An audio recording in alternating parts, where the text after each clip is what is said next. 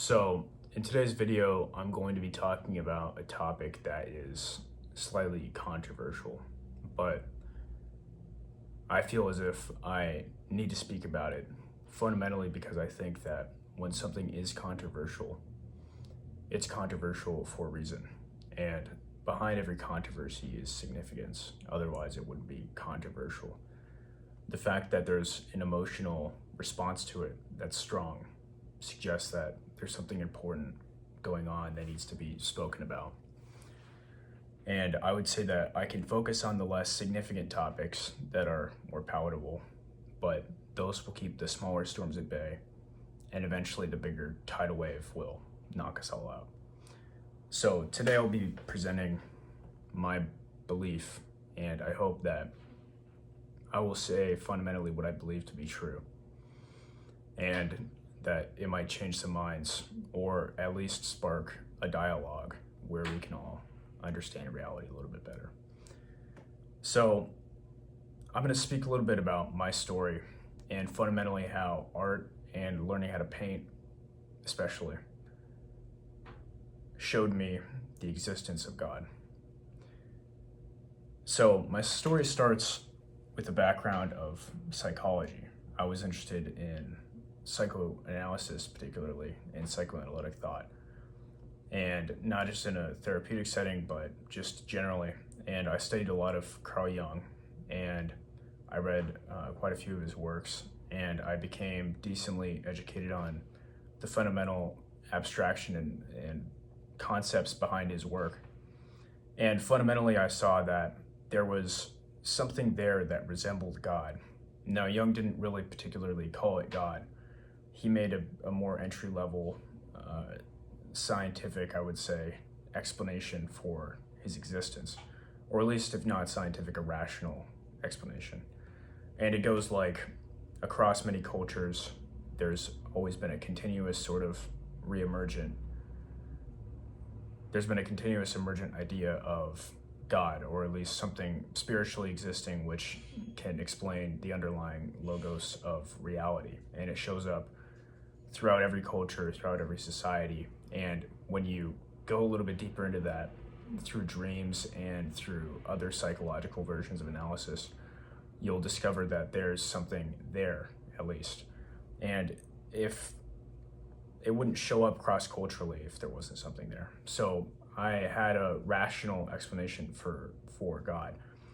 But it was when I went into art that I really started to see just how palpable and obvious, just how obvious God's existence was.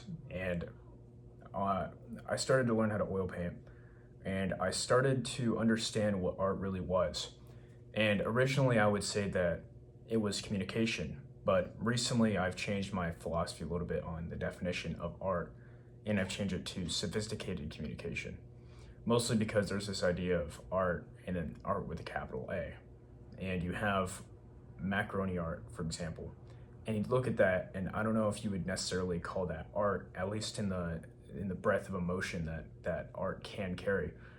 And I would say defining it as sophisticated communication is really the best way to define art with a capital A, because it shows it's different than communication. There's a reason why it's a special term, and you know art when you see it. And it's a little bit of a fuzzy line between what is and isn't art, but art at its highest extent is very obvious. And I would say that when I started to learn how to design compositions, and I started to see the underlying psychological nature of how we process art, there was always something there that was guiding the process. Now, you can think about that as an experiment, that you have 100 paintings and you have 10 people, and those 10 people can choose which painting they want, let's say, to take home, or whichever one they find most aesthetically appealing. Now, what would happen, and this is just evidently true, is that everybody wouldn't pick one painting randomly and everybody would go home with one painting. There would be clumps as far as interest in certain paintings over others, and that's because there is some objective or at least consensus truth among multiple different people. And I started to learn that the paintings that actually lasted over the course of time, the ones that weren't thrown out in museums, always had a continuous design between them. They all used values the same, they all use edges the same, they all use textures the same. Now, not in the same way as in there's a perfect face that you can make, or there's a perfect story that you can create, or that there's even any sort of perfect painting that you can construct, but rather that what is the consensus is the abstraction among all of those different emergent works. And when you look at what's common across several different things that are different, and you look at the logos behind that, then you start to see that we all respond to paintings in the same emotional way. Now, we can all logically interpret them differently, and that's where you get into conceptual art, but the emotion behind why certain art works and certain art does not is always continuous, and it's trackable. And it's a very ineffable feeling, but art captures what logic cannot. And when you're in a museum and you see a painting, or even on the internet or wherever you encounter it, and you see it and it encounters you, then you really feel the spirit of something there, and it's obvious. And really good art does that. And it's not more of a logical argument rather than an emotional argument. And I would say that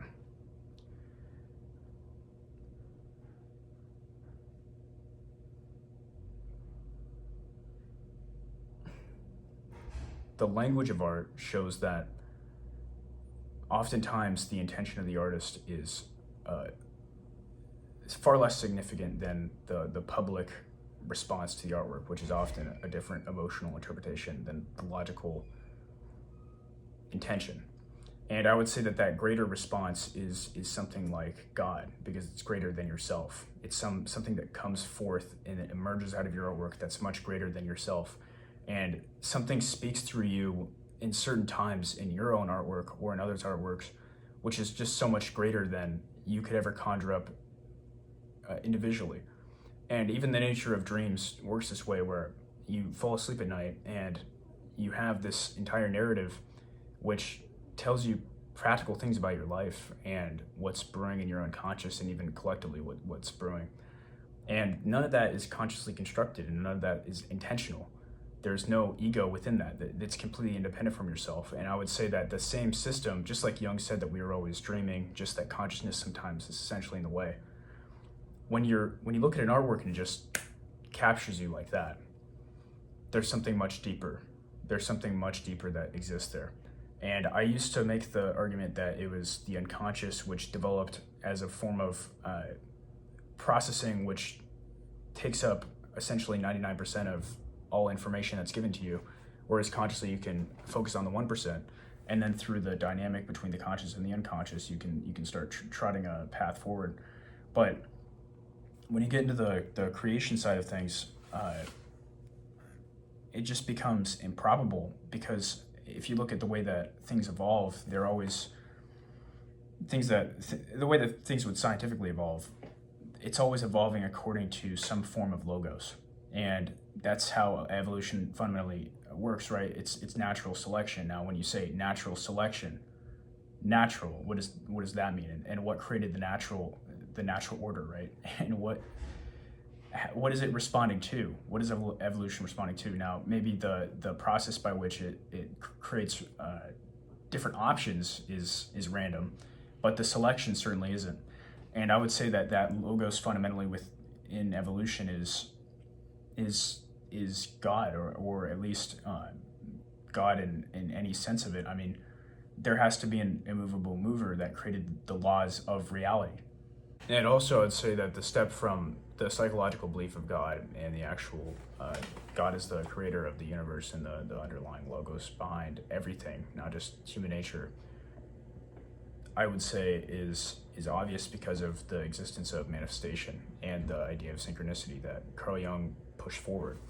And the fact that if something evolved within human beings and the collective subconscious is just the collective of everybody's individual subconscious, let's say, and there's not some sort of nexus between you and I or me and the rest of the world, anybody else, then it wouldn't make sense that manifestation would exist, which manifestation is obvious in the sense that your will psychologically can change reality fundamentally. And that's an obvious thing once you really get into manifestation, which once you become a faith is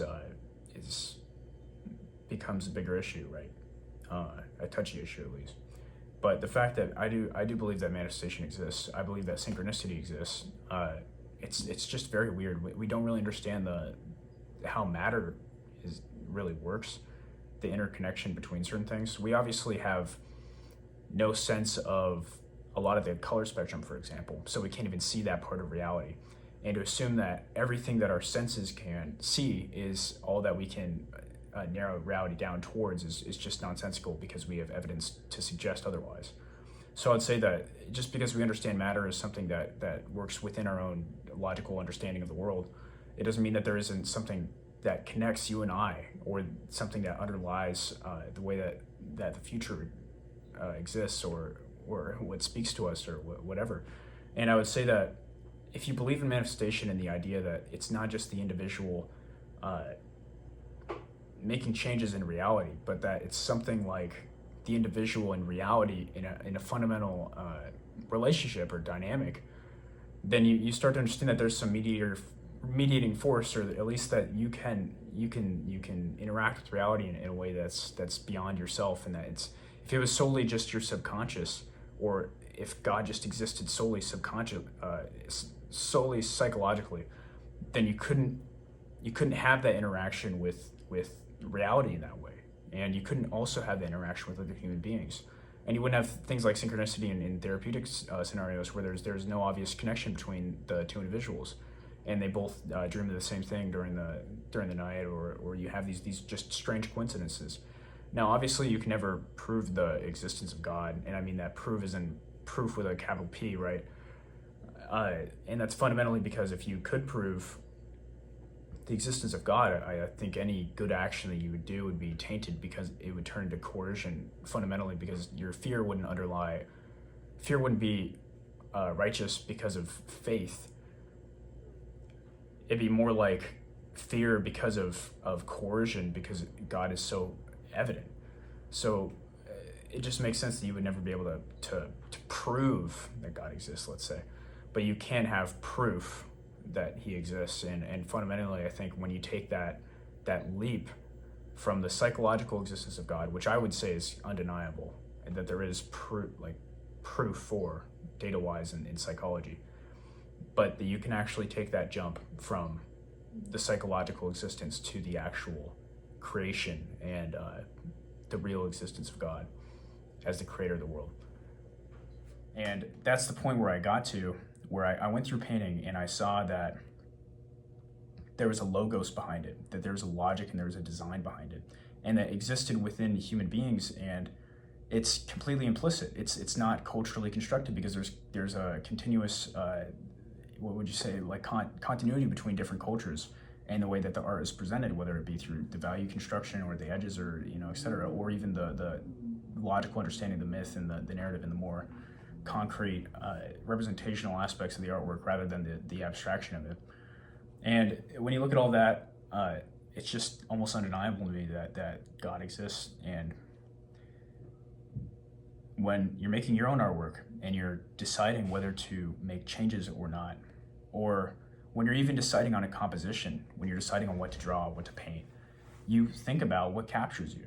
And you'll notice that when you take that leap of faith and you look for something and it looks for you, and you meet eyes with it, and then you pay attention to that and you capture that without any conscious construction of what it might mean, without imposing your own logic or your own intellect onto it, then you create some of the most gorgeous and powerful artwork that you'll ever make in your lifetime, or ever really can make. And that's because there's things that are so much greater than us. And whether you want to call that the unconscious, whether you want to call that your heart, whether you want to call that spirit or something that's spiritual, it exists, and it exists cross-culturally. It exists psychologically. It exists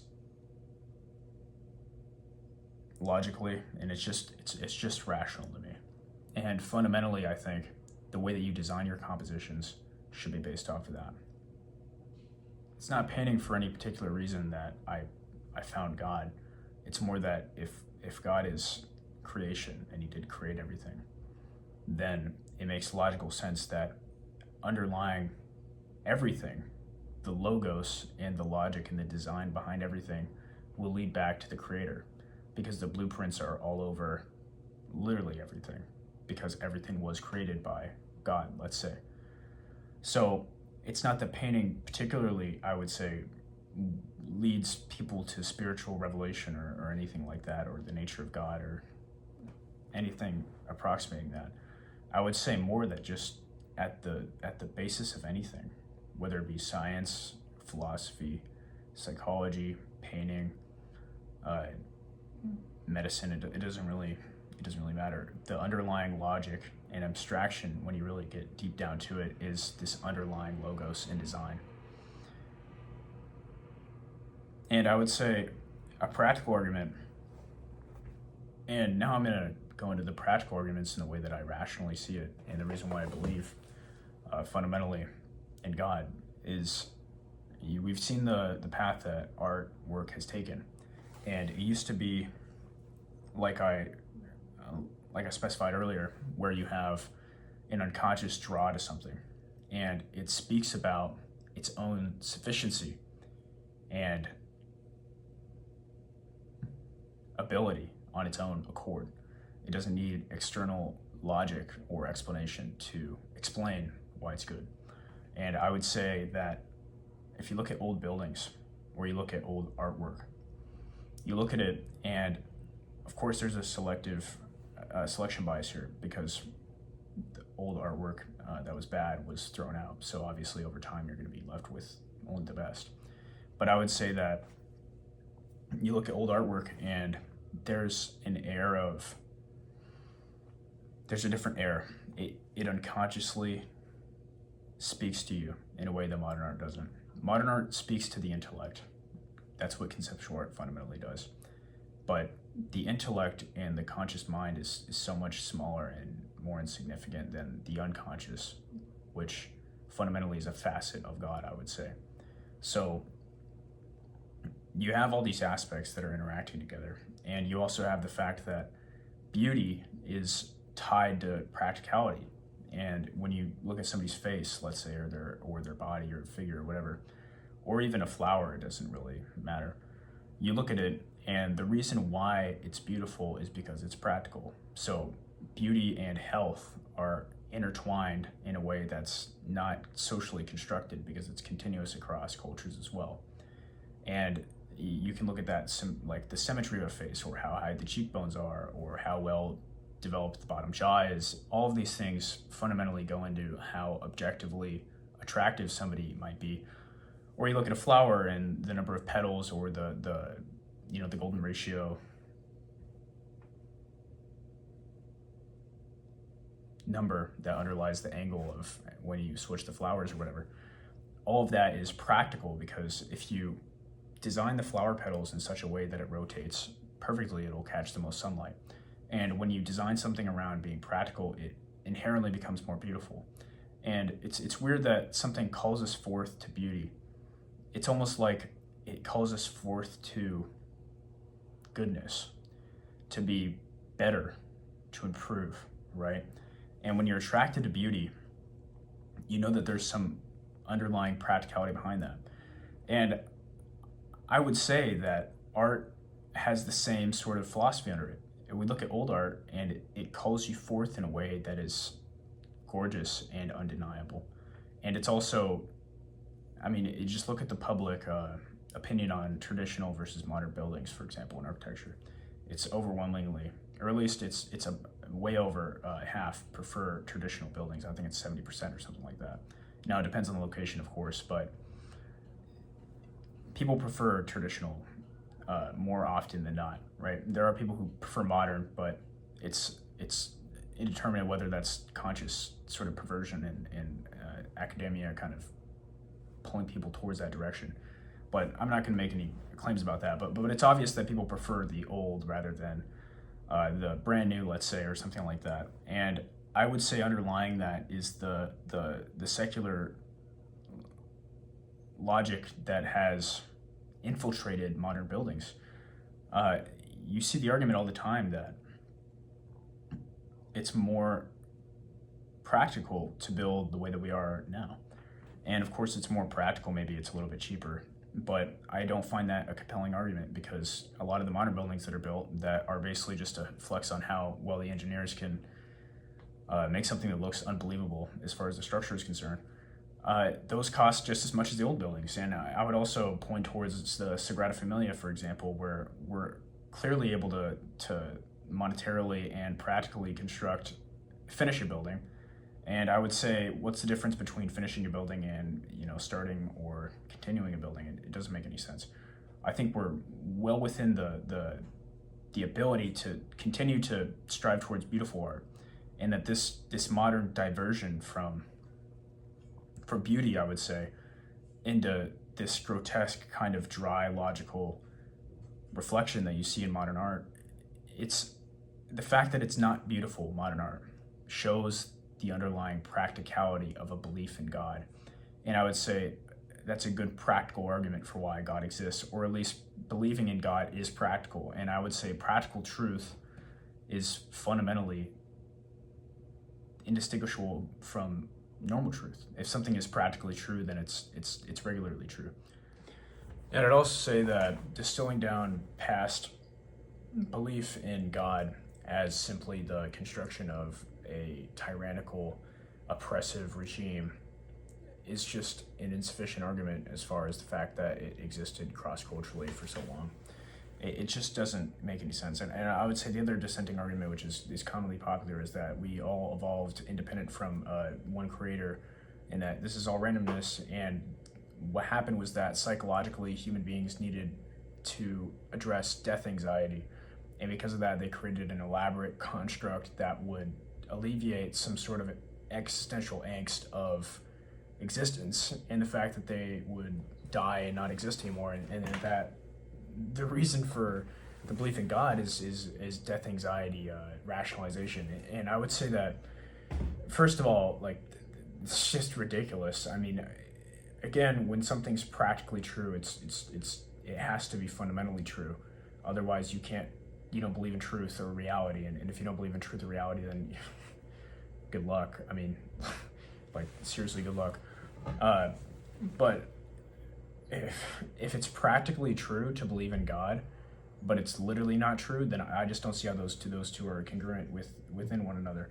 And I'd also say that the fact that people believe that it would be some form of rationalization is also it doesn't make sense, because I would say that convenient arguments, which is what I think the argument's trying to make, is that it's a convenient thing to believe in God. I would say that's fundamentally untrue, because it's about as inconvenient as you can possibly imagine to believe in a higher creator, and that you are fundamentally always being watched and being judged, and that when you die, everything that you didn't do and everything that you did do and everything that was in your heart and all of your intentions will come to light, and that fundamentally you'll be judged, and anything you do all the time is constantly under scrutiny. To believe that and to live under a stricter ethical code, which leads you to more freedom counterintuitively, but to believe that is about as inconvenient as it gets. So I don't believe in that dissenting argument.